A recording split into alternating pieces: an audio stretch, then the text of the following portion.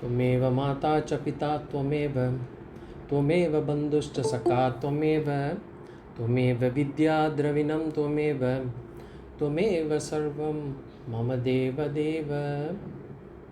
श्रीदक्षिणामूर्तिसुदेशिकेन्द्रं द्वैपायनं सूत्रकृतं मुनीन्द्रं श्रीशङ्करं भाष्यकृतं यतीन्द्रं मद्देशिकञ्चापि Namami विद्यै।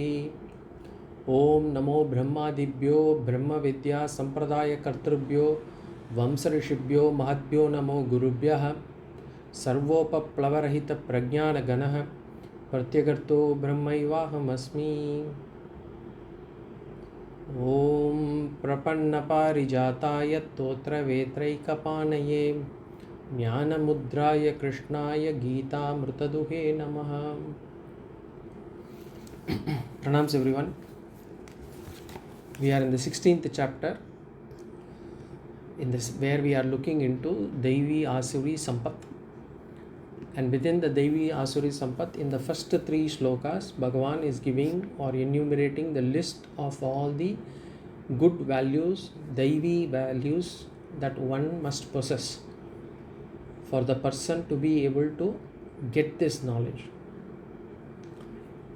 Later on in this chapter, he will also enumerate the list of characters or behaviors or attitude that one should give up or one should not have, should that person be focused on getting moksha. Those are listed out as Asura-Sampad. Now, we are looking into we have already seen the first sloka where Bhagavan had given 9 values. Now we have entered into the second sloka. Shri Bhagavan Uvacha Ahimsa Satyam Akrodaha Tyaga Shantirapaishunam Daya Bhuteshvalo Lutvam Mardavam Hrira Chapalam. So here again Bhagavan is listing all the values: Ahimsa, Satyam, Akrodaha, Tyagaha, Shanti, Apaishunam, all those things. Here we had seen Ahimsa 2 classes before, and in the last class we were seeing Satyam, what is considered to be truth. And we saw that generally the general expectation is whatever I see, if I tell them it is considered to be truth, cannot be a valid statement. Shastras itself defines Satyam as not telling lies.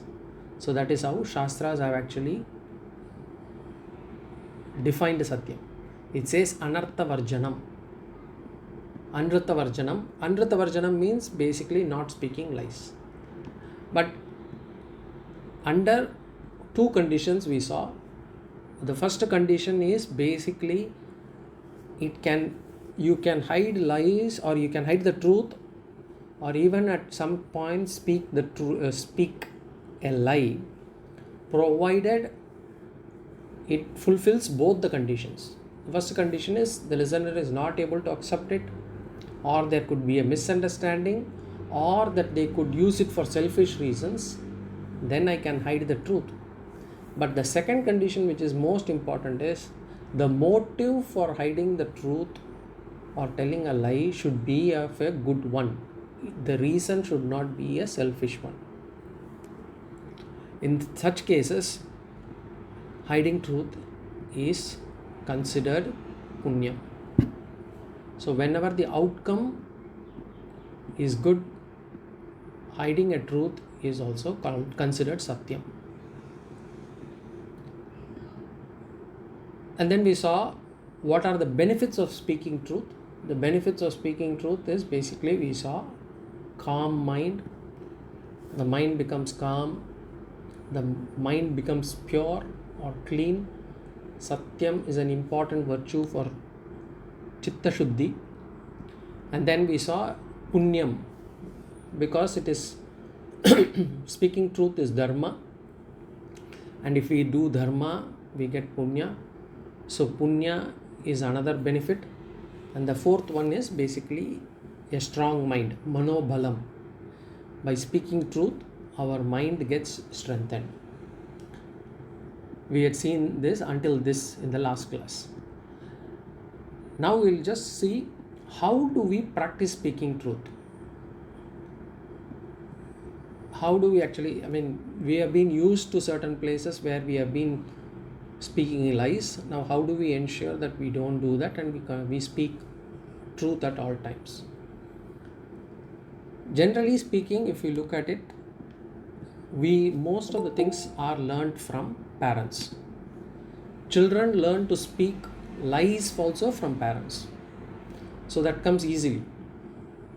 And so the children basically, when they see the parents speaking lies, they pick up easily those things.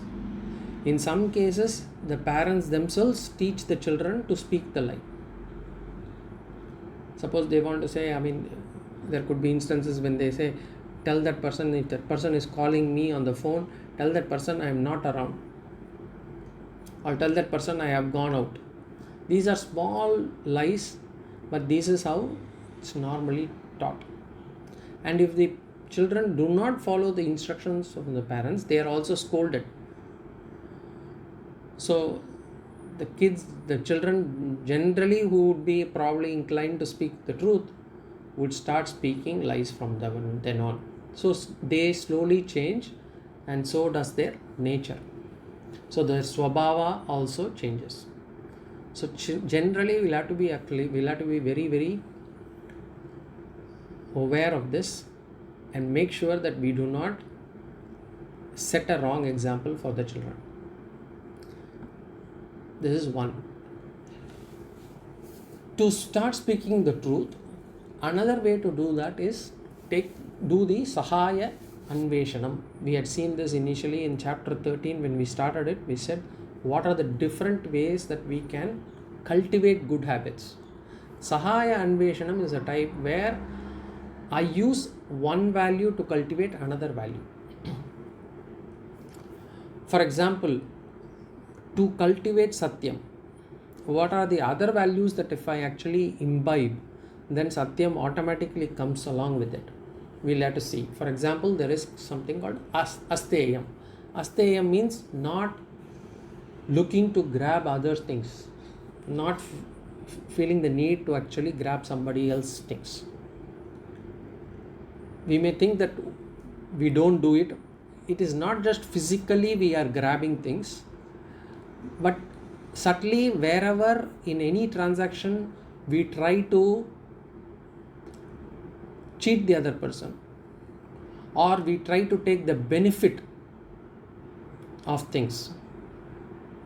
So in certain places, suppose for example we go to a street vendor and then we bargain, and then we bargain below the market price, and then we think that we have won the transaction, we have done something good.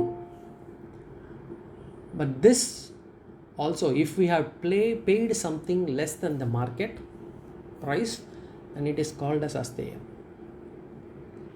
We are trying to grab somebody else's things. So generally, if we follow Asteyam, not looking to grab others' things, Asteyam, then Satyam will automatically follow. That is one way to do it. Another thing is, not indulging in gossip. Because if we indulge in gossip, we generally start speaking ill of others. And we try to exaggerate things. We try to show ourselves in good light. So we want to show others in bad light. And to show others in bad light, when we exaggerate, we are actually mixing a lot of lies in it with the facts. So not indulging in gossip will also help us in ensuring that we follow Satyam. So this Sahaya Anveshanam, we'll have to see where are the opportunities where I would be lying, or where there is an opportunity to lie, I will have to avoid them, or whichever value will actually help me to speak the truth, I will do that. For example, I can start practicing being on time. If I am actually being punctual. And if I am punctual, then automatically truth will also follow. Because I need not lie as to why I am late. So there are different values that we can follow to be able to follow this Satyam also. And once we start speaking truth, once we start imbibing or following Satyam, automatically other good values also come to us. So the Sahaya Anveshanam will work both ways. So this is one way to speak the truth. The second tip is Mithavaak. Mithavaak means speaking in a measured manner.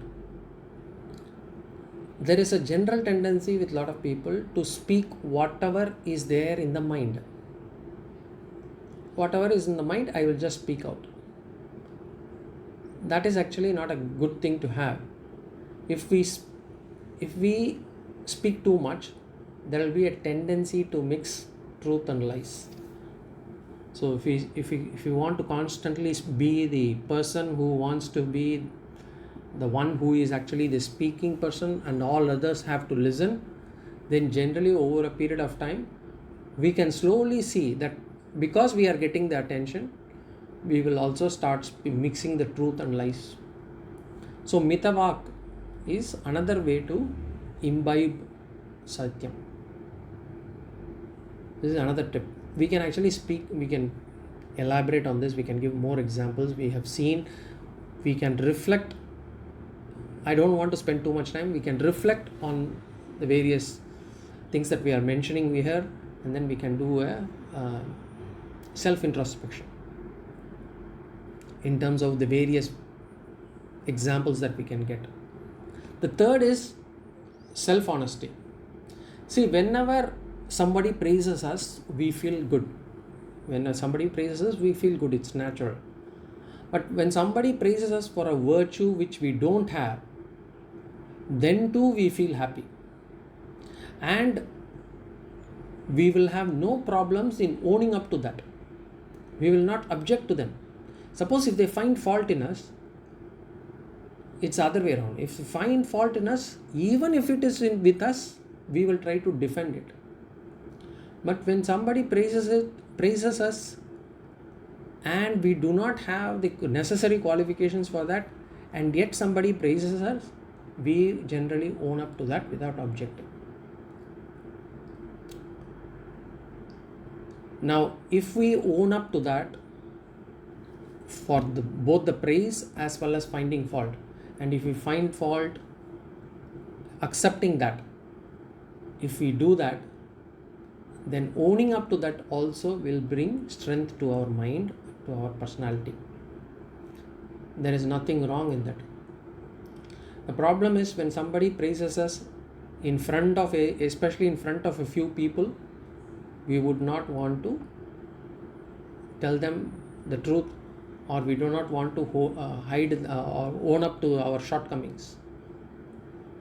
We generally tend to accept the lie, keep to the lies because of the false prestige that we have created, and we want to hide our shortcomings, and therefore that also creates a kind of a dual personality, and it also stops us from following Satyam. So self-honesty, it can pull up a person. It will help us to accelerate in our spiritual journey. And generally this self-honesty, especially in the people may argue, right, in the corporate world, in working life, this is not possible. We have to generally, even with the resumes that we create, the CVs that we create, we will have to say much more than what we are actually capable of.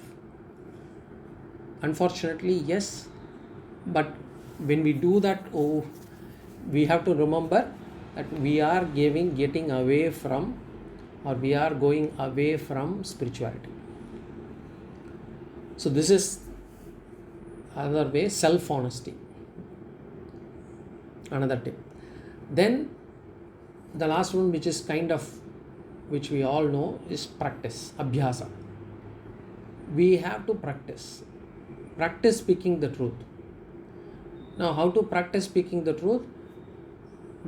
So one way is to do a sankalpa. Basically, we can take a sankalpa that one day a week, and between this time and that time, say for example, for 3 hours or 6 hours or 9 hours every Sunday, I will only speak the truth. I will not mix any lies at any point of time. So I have to take a sankalpa and then I practice it. This sankalpa, we need not share it with others. We need not tell everybody that I am going to speak the truth around that time. We should ensure that we keep that in our mind and we follow it. But we have to make sure that we do not try to escape during the time by actually going to sleep or taking Mauna Vrata or something like that. When we have this sankalpa and when we try to follow this sankalpa, only then we will realize how difficult it is in following this value. Because we are generally used to all methods of escaping from truth, and we take it for granted that this is all acceptable. Hiding facts, telling lies, or escaping from the situation, trying to avoid that situation, all those things we do it naturally. But the moment we take sankalpa and say that I will face it, then we will know how difficult it is to actually speak the truth. So we should have the discipline and we'll have to follow this value. Remember, by speaking truth, the biggest beneficiary is ourselves. It's not the others around us. Our mind is the biggest beneficiary. As I said, we will have a calm mind, we'll have a pure mind, we will have a strong mind. That will be the biggest benefit. So this is Satyam. So we have seen Satyam now out of these values. So that was the value number 11 that Bhagavan had given in the list of Daivi-Sampad. The next value that we are going to see is Akrodaha. Akrodaha. This is the 12th virtue. Within this sloka, this is the third one. Ahimsa, Satyama, Akrodaha. So we had seen Ahimsa, we had seen Satyam. Now we are seeing Akrodaha. Akrodaha means not getting angry. Not getting angry. Anger, Bhagavan is going to list out all the Asuri Sampad soon. And in there, he will mention that Krodha is the defining guna of an Asura. An Asura is, if somebody has to be defined as an Asura, the defining guna of that person would be Krodha. So Akrodaha is very important if you want to come out of Asuri Sampad. Again, this value we had not seen in the when we discussion during chapter 13, so we will be going in detail here. Akrodaha, anger management. Now, many of us feel that in spite of studying Shastras for so long, in spite of trying various spiritual methods, I am still not able to win over my anger. This is what many people feel. Everybody knows what is anger, because nobody can claim that I don't know what is anger or I don't have any anger at all, I don't get angry at all. It is impossible for anybody to say. It is in everybody's experience. So anger is there in every one of us. What we will do is we will try to do a vichara on anger. We will try to see the swarupa of anger. What does anger mean, or what is anger? And then we will do why do we get angry, and we will also see how can we avoid getting angry. First we'll see about anger. What is anger? Anger is defined as that which forces or influences us to do what we don't want to do. It is one thing that forces us to do what we don't want to do. It forces us to think what we don't want to think, or it probably forces us to say some things which we don't want to say. This is what anger does to us. So anger is when we do what we don't want to do, when we say what we don't want to say, or when we think what we don't want to think. And at the time of anger, when we are angry, we think we are all rishis. Because what do? We actually give sharp to others. We curse others. Thinking that whatever we actually say will become true.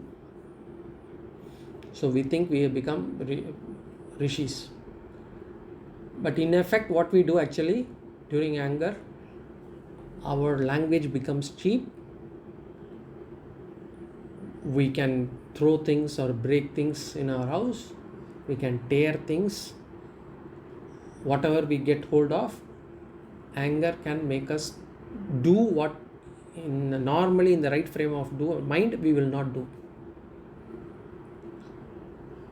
And anger is expressed in all the three levels.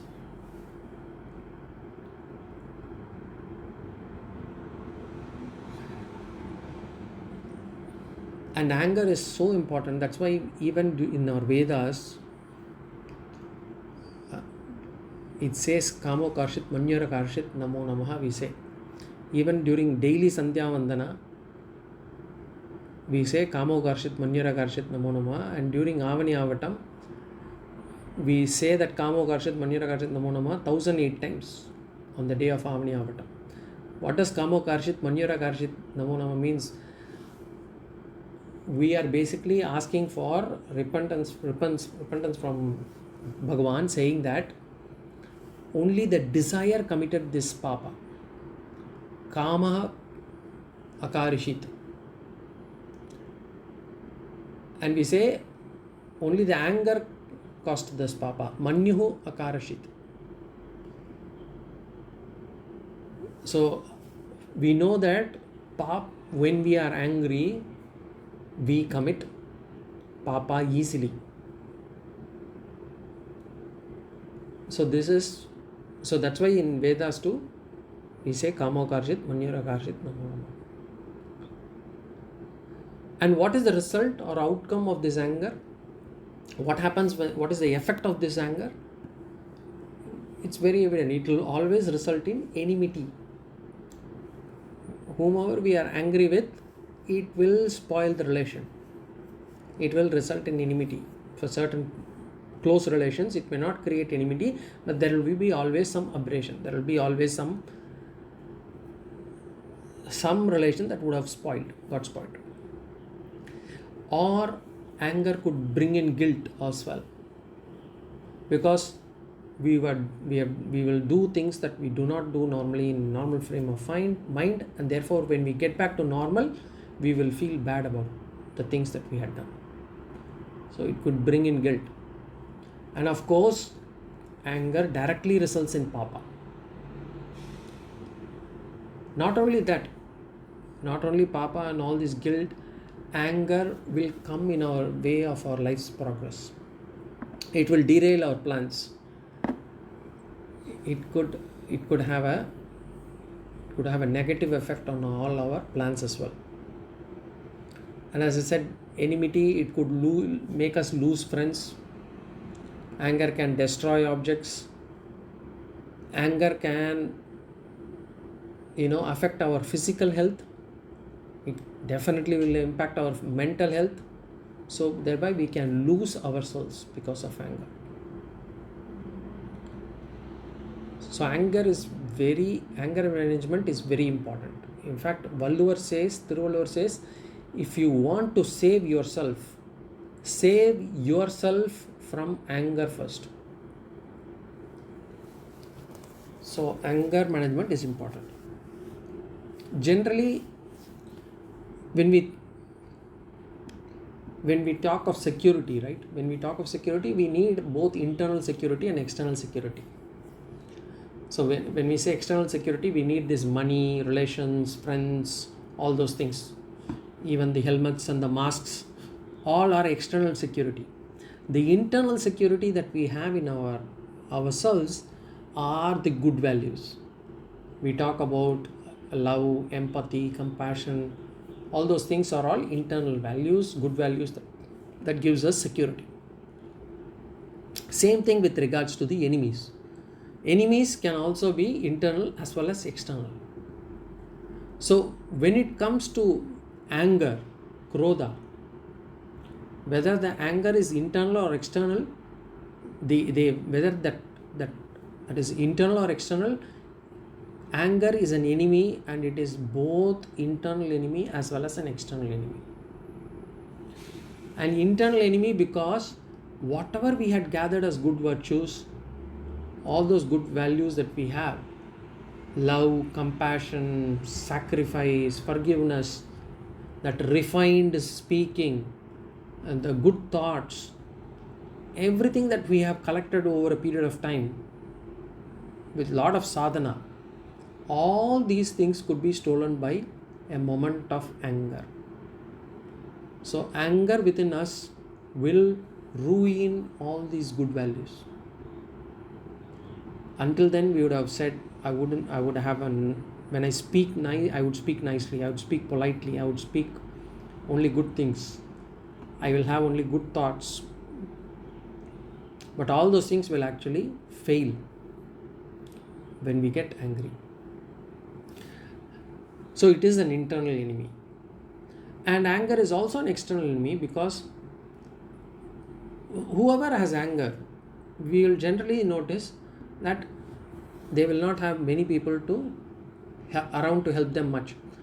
If a person is generally angry, the number of friends or the number of people around them will be less, because people will be afraid to go near that person. Even for helping, they will be afraid to go near the person. Because that's why anger is compared to fire. Some people also will say, niruppu pola kovam. That anger is compared to fire. And just like fire will destroy whatever comes next to it, and then in the end it destroys itself also. In the same way, anger will destroy others and then the person themselves. So anger will dissuade people to come for help. People might get discouraged to come and help an angry person. Even if a person is a nice person, that even the nice persons will not come near an angry person. They would think that it is better to stay at a distance. So anger would make a person insecure both internally as well as externally. Life will be a sorrow.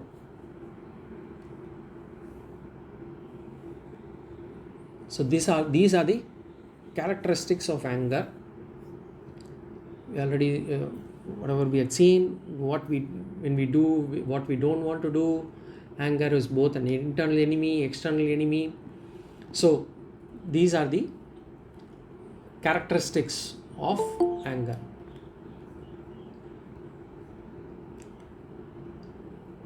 And only if we realize this, that it is actually both an internal and external enemy, we will try to free ourselves from anger. Now that we know what is anger, we will try to do a vichara on why do we get angry? What are the reasons because of which we get angry? We will see only some of them. We will see about 8 of them. We will try to analyze them. Of course, there could be more reasons also. I'll leave that to your self-reflection. Because some people it can get angry for no reason also. We will not be able to attribute to any particular reason also. Or some people could get angry for things that are totally unrelated anger. For things that are done by other persons or not done by other persons also, they could get angry. Those people will work beyond the works or sense of logic. So we will not go in there. We cannot dwell into those things, but we will see some of the general reasons, what we call as samanya karanam. What are the general reasons why do people get angry? The first and foremost reason is dvesham, hatred. In Tamil we say veruppu. Hatred is like the seed for anger. In fact, expressed hatred is anger. Unexpressed anger is hatred. So hatred, when it gets manifested, it manifests itself into anger. An unmanifest form of anger is hatred. Now, dvesham, hatred is the cause of anger. How do I know? How do I identify on whom I have hatred? Be the next question then. So, if I get angry on whatever a person does, then it's for certain that I have hatred on this person. Similarly, if I don't have hatred on that person, then I will not get angry for the same thing that this person does. So I will see, if I get angry on this person, I'll have to just reflect on it and say, will I get angry if some other person does it? Then I will know that, oh no, I will get only angry with this person. Then I am sure that I have some bit of hatred on this person. Because if I have hatred, if there is hatred, then even a normal small thing done by them will invoke anger in me. It will naturally, immediately come out. And whereas if I like that person, even if they make a mistake, it will not create any issue in me. So we think we do not have hatred on many people, but if we reflect and start noticing, observing all these things, we will realize that we have created hatred on so many people. And that is the primary reason for us to get angry. So dvesham is a first reason why people get angry. It's number one. The second reason is raga. Raga means not the singing raga. Raga here means the likes, strong likes, attachment. Raga dvesha. So we saw dvesha, now we are seeing raga, attachment. Attachment is also a cause of anger, because anger comes due to some strong attachment. In fact, anger has got many parents. See, if we have a strong attachment on someone or something, and if some harm comes to them or some damage happens to that, then we will get angry. Or it need not be even some kind of damage or harm. Even if we think that it might happen, it need not happen. Even if we think it might happen, we will get angry. And if we don't have attachment, if some damage happens to that object, we will not bother. But if we have attachment, we will definitely be angry. We will get angry on the cause of the, whatever be the cause. If we have too much of attachment, whether damage can happen or harm could happen, or it might get lost. If it gets lost, we will have sorrow. But whoever has been the cause for the loss, then we will have anger on that person. And that anger is also only if the person is weaker than us. If the person is stronger than us and that person has been the cause for this loss or this harm, then we will not get angry, we will get fear. These are subtle changes in emotion that we have depending on all these factors. We don't even realize when it happens. For example, if we are not happy with the boss, we don't show it to the boss. Of course, if the boss is weaker to us, then we may go and fight against the boss itself. We'll show it to the boss itself. But in front of the boss, if the boss is stronger, then we will have some fear when we deal with the boss directly. So the important thing is, I have some object that I love. For example, I have some nice showpiece in my house. Somebody breaks it. I have too much of attachment. I get angry on the person who broke it. If it is somebody who is weaker to me, I will be angry with that person. If that person is actually somebody who is actually, if the boss comes for lunch or dinner and then he breaks it accidentally, then we can't show anger. So anger subsides. But the thing is, wherever there is attachment, there is anger in a potential form. So attachment is another reason for anger.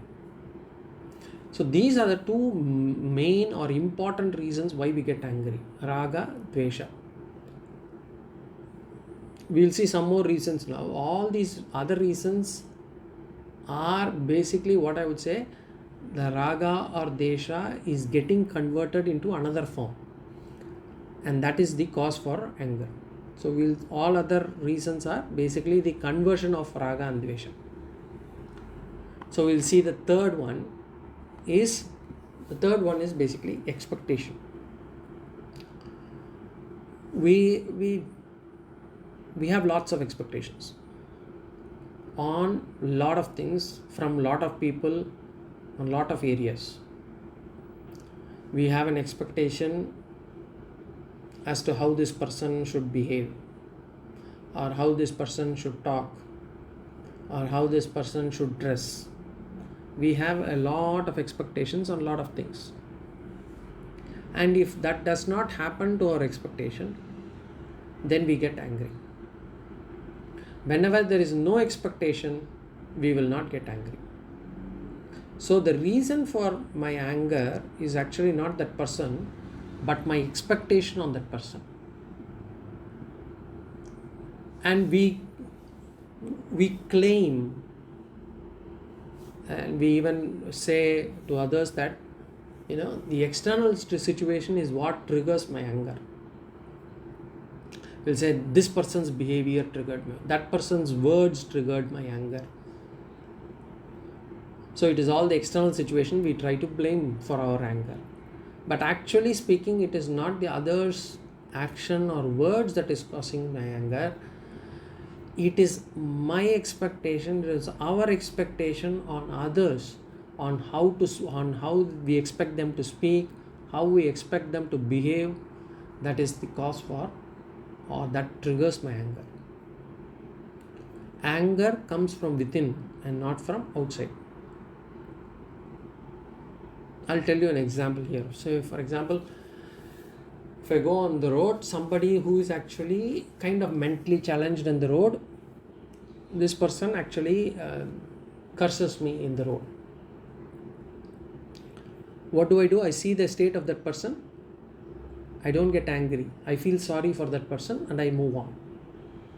But if another person does it, I get angry. So the action being the same, the words being the same, one created anger in me, the other did not. The reason is my expectation. My expectation from the first person was, it is natural for him to be like this. And my expectation of the second person was, I do not expect this person to be like this.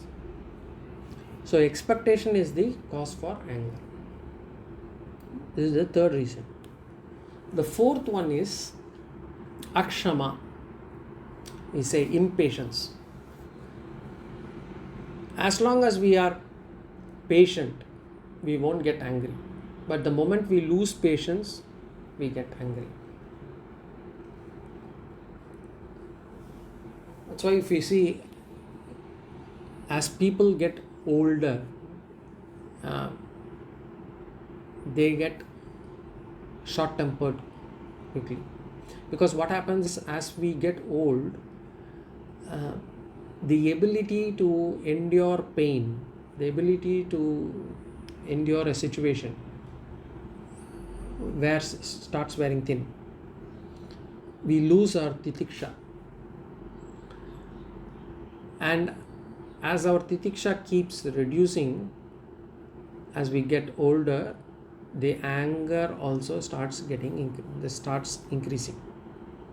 So when titiksha gets reduced, it gets expressed as anger. Whenever we are patient, we do not get angry. When we are impatient, we get angry. So impatience is another reason for anger. That's the fourth reason we saw. Then the fifth reason, we all use this reason, or we at least claim that we use this fifth as a reason. We say we use anger as an instrument to get things done. Say, karya siddhyartham, we use anger, or it's basically used as an instrument to get things done. Generally, for example, we ask our children to do some work, or even their own work they don't do. Then what happens? We raise our voice. We tell them once, they don't do it. Tell them twice, they don't do it. Then we raise our voice and say the same thing, and sometimes they respond. And so what we say, we have to show this anger to get things done. In some places, we say that to get things done in the office, we use this anger as an instrument to show that I am actually very serious about it. So what we say is, to get them to do their things, the normal tone will not work. A separate tone, a separate language, a separate set of words will have to be used for things to get done, whether it is with children or with employees or whatever. And in fact, what happens is, at home, the children also know when the normal tone comes, they will not respond at all. They will also wait, because they know that the special tone, the special words, all these things, they will be waiting, because they know that only if that indication comes, we'll have to work. We'll have to do what is supposed to be done. So they also know that they will not respond.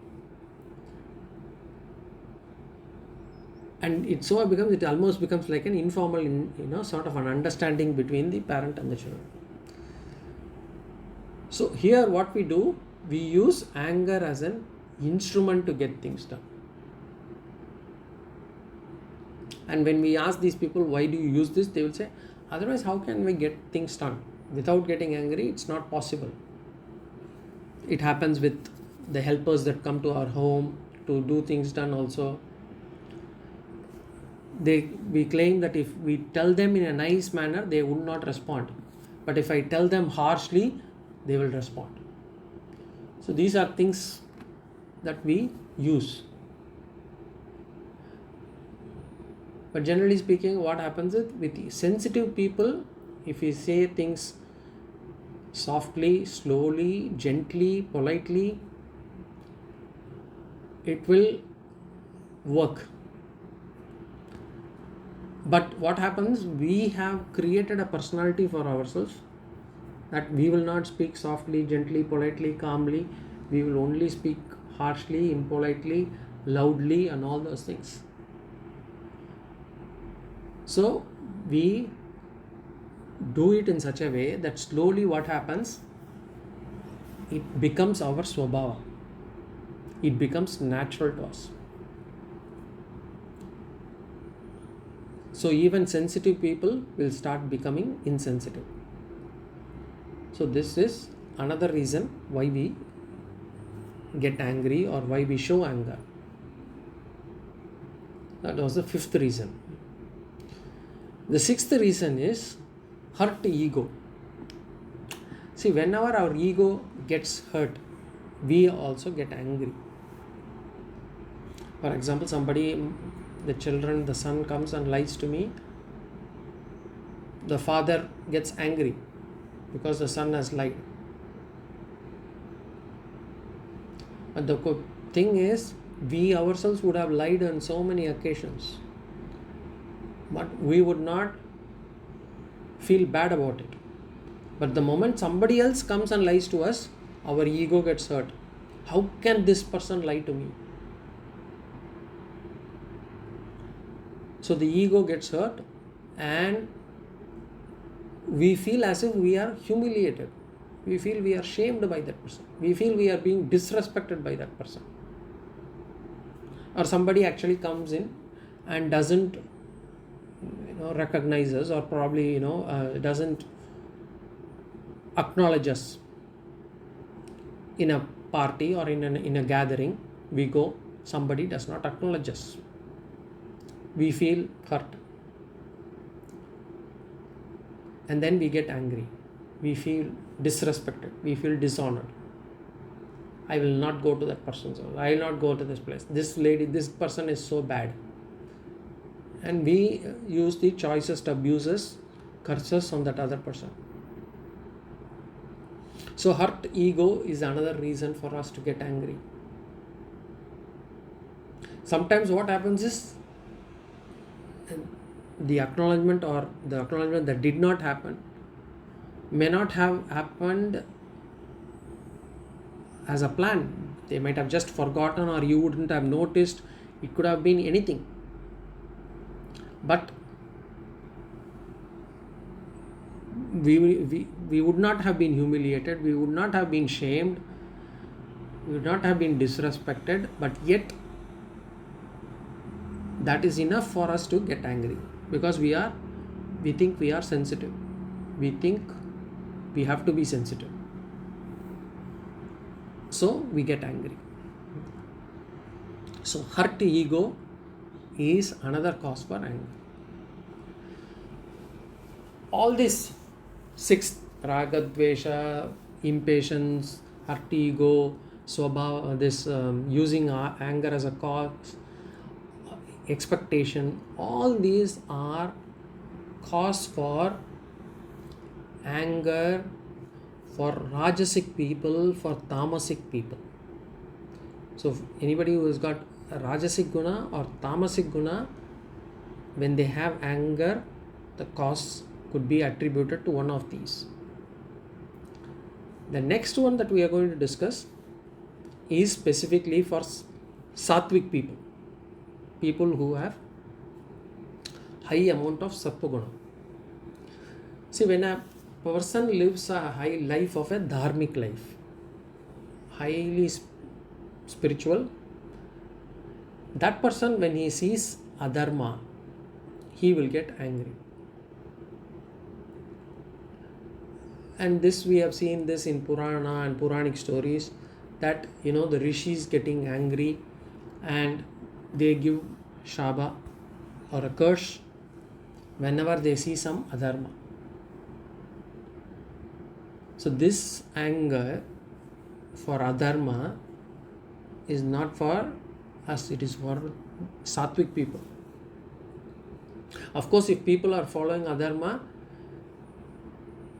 for people who are following adharma, they won't feel any anger. They won't feel any anger against adharma, because they themselves know that they are doing it.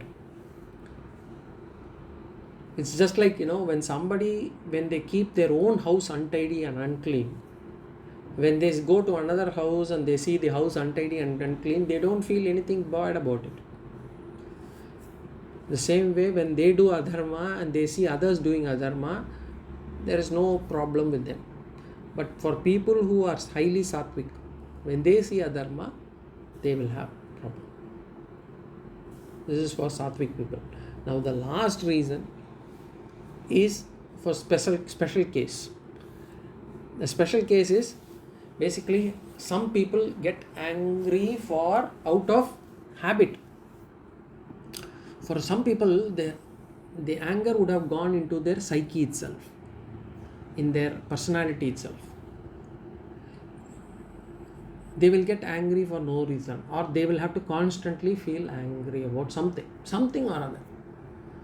Nothing is there. They will pick up the newspaper and say, look at this person, and they will say this guy is, they will criticize the government, they will criticize this person, they will pick up a news and then criticize the driver of the bus, whatever it is. Or whenever they are actually talking about somebody, they will say that fellow is a cheat, this fellow is look at this guy, how bad is he. Somewhere or other they will always try to say things to show their anger.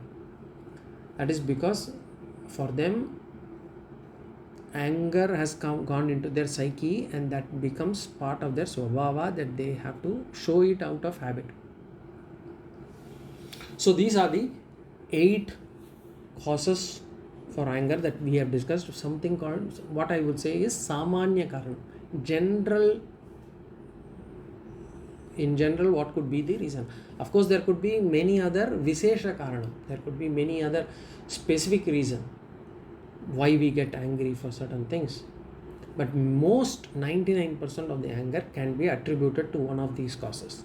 And if we further probably reduce it, it could be either due to raga or dvesha.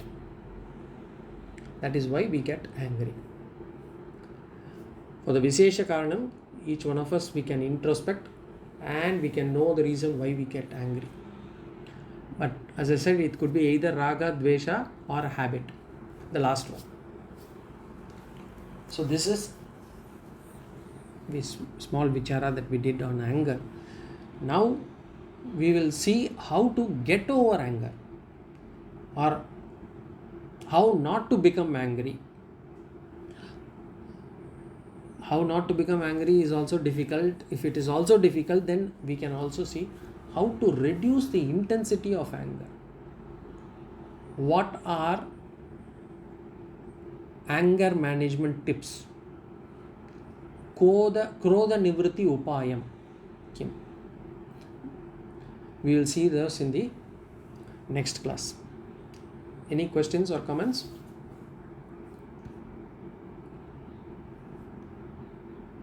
Okay. If not, we will see again in the next class. Om Purnamadah Purnamidam Purnat Purnamudachyate Purnasya Purnamadaya Purnameva Vashishyate. Om Shanti Shanti Shanti. Swasti Prajabhyah Paripalayantam Nyayena Margena Mahim Mahishaha. Gobrahmanebhyo Shubhamastu Nityam Loka Samasta Sukhino Bhavantu. Hari Om Shri Gurubhyo Namaha.